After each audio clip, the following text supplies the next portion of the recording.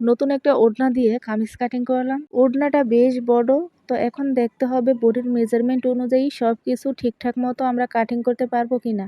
তো এখানে ওড়নাটিকে আমি 2 ভাঁজ দিয়ে নিয়েছি। তো এখন আমরা 4 ভাঁজ করব।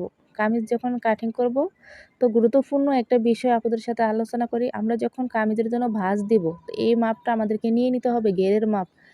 তো এখানে 24 ইঞ্চি ঘের আছে। তো এইটা কিন্তু গুরুত্বপূর্ণ একটা অংশ কামিজ কাটিং বা প্রথম ধাপ আপনারা বলতে পারেন।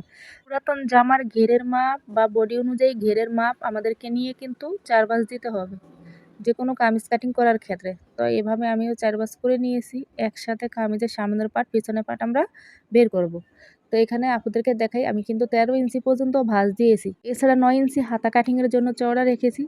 তো আমাদের সব দিকে খেয়াল রেখে কিন্তু কাটিং করতে হবে। আর এখানে আমি দেখাই লং কতটুকু আছে ওড়নাটির।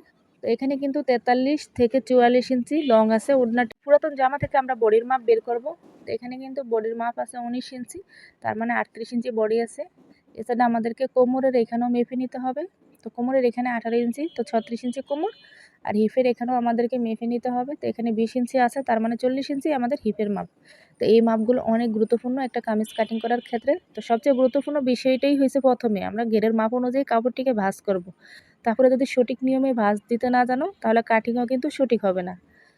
তো এখানে আমি মার্জিন দিয়ে নিয়েছি আমি যতটুকু কামিজের লং নিব। তো এখানে 38 ইঞ্চি বডির জন্য 6.5 ইঞ্চি আমি ফুটের মাপ নিয়েছি। তো এভাবে আমাদেরকে কিন্তু ফুটের মাপ নিতে হবে। আর এখানে আরমহল নামাবো এখানে 6 ইঞ্চি। তো আমার অলরেডি একটা ভিডিও দেওয়া আছে কত বডির জন্য কত ইঞ্চি ফুট নিতে হয় বা আরমহল নিতে হয়। তো আমাদের এখন সাইড করার জন্য মেজারমেন্ট নিতে হবে। বগলের নিচ থেকে 13 ইঞ্চিতে মার্জিন করব। তো আফরা সেলে কাট থেকেও কিন্তু সাইড করার মাপটা নিতে পারেন। এছাড়া হিপের মার্জিন, কোমরের মার্জিন এবং বডির মার্জিন এই তিনটা মার্জিন দিতে হবে। তো এখন 38কে 4 ভাগ করব। তো 4 ভাগ করলে 9.5 ইঞ্চি। তারপরে 36কে 4 ভাগ করলে এখানে 9 ইঞ্চি। এছাড়া 40 ইঞ্চিকে 4 ভাগ করলে 10 ইঞ্চি, মানে 4 ভাগের 1 অংশ করে আমাদেরকে নিতে হবে। কামিজের সাইড করা সেলাই করার জন্য 1 ইঞ্চি 2 সুত পরিমাণ কাপড় নেবেন। আর দেখুন শেপ কাটটা আমি কিভাবে বসিয়েছি, তো আমার হাতের দিকে একটু লক্ষ্য করবেন। ইনশাল্লাহ আপনারা অনেক কিছু শিখতে পারবেন। এই ভিডিওটা আপুরা অবশ্যই তোমরা শেয়ার দিয়ে রাখবা, তোমাদের অনেক অনেক উপকারে আসবে। আর মোহরার এখানে আমরা তালপাট কাটিং করব না, যেহেতু আমি কামিজটা যার জন্য তৈরি করব তার জন্য লুজভাবে কিন্তু তৈরি করতেছি, তালপাটের প্রয়োজন হবে না। তো আমরা এখন এই মার্জিন অনুযায়ী কাটিং করে নিব। আপুদের কাছে রিকোয়েস্ট থাকলো সম্পূর্ণ ভিডিওটি দেখার পরে ভিডিও থেকে কিছু শিখতে পারছো কিনা অবশ্যই একটা কমেন্ট করে জানাবা আপুরা। লাইক দিতে এবং পেজটি ফলো দিতে একদমই ভুলবে না।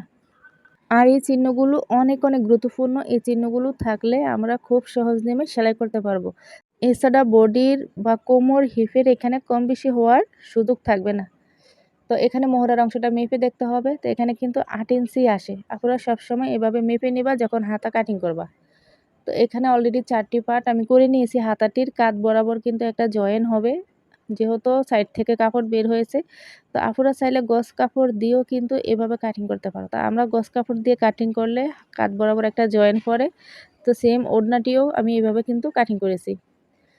তো হাতার কাপড়টি আমরা দেখব ঠিকঠাক আছে কিনা। তো এখানে কিন্তু কম বেশি আছে, তো আমরা কাটিং করে নিব, মানে অ্যাকুরেট করে নিব। তো কাঁধ বরাবর এখানে জয়েন দিতে হবে, তার জন্য মার্জিন করে রেখেছি। তো হাতাটির লং আমি 17.5 ইঞ্চি নেব। আর এখানে চওড়া 8 ইঞ্চি নেওয়ার পরে আরও 1 ইঞ্চি আমাদেরকে বাড়তি নিতে হবে। তো এখানে আমি সম্পূর্ণ 9 ইঞ্চি নিয়ে নিয়েছি। তো হাতার মোহরা এখানে আমি 7 ইঞ্চি নিব এবং আরও 1 ইঞ্চি বাড়তি নিব। যেহেতু হালকা লুজ হবে, হালকা লুজ দিয়ে প্লাজো সিস্টেম হাতা কাটিং হবে। আর এখানে ডাউন 3 ইঞ্চি থেকে বেশি দিয়েছি 2 সুত পরিমাণ। আর এই শেপ কাট আমরা কিনে নিব 30 থেকে 35 টাকার মধ্যে। সেলাই কাজে যে জিনিসগুলো পাওয়া যায় ওই দোকান থেকে আপনারা খুব সহজেই কিন্তু পেয়ে যাবেন। বর্তমানে অনেক আপু ভাইয়ারা বিজনেস করতেছে দামি দামি স্কেল।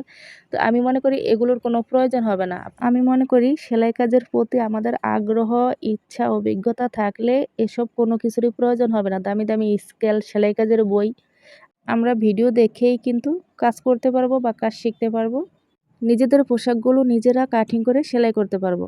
নিয়মিত আমার ভিডিওগুলো দেখতে পেজটি ফলো দিয়ে রাখবেন আপুরা।